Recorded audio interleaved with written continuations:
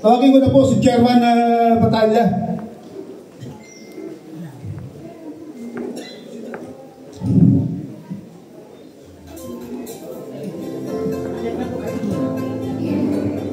Dito na tayo. Dito tayo. Ito po yung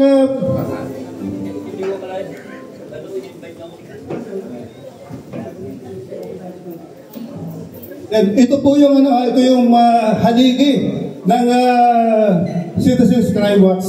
Ito po ang tutulong na mag-legitimize yung ating yung ating organisasyon. Palakpakan po natin yung Board of Directors ng ating pong napakalawak na samahan. Ayan, so dito na ako sa katabi ni Chairman. Pasok ka na, sir.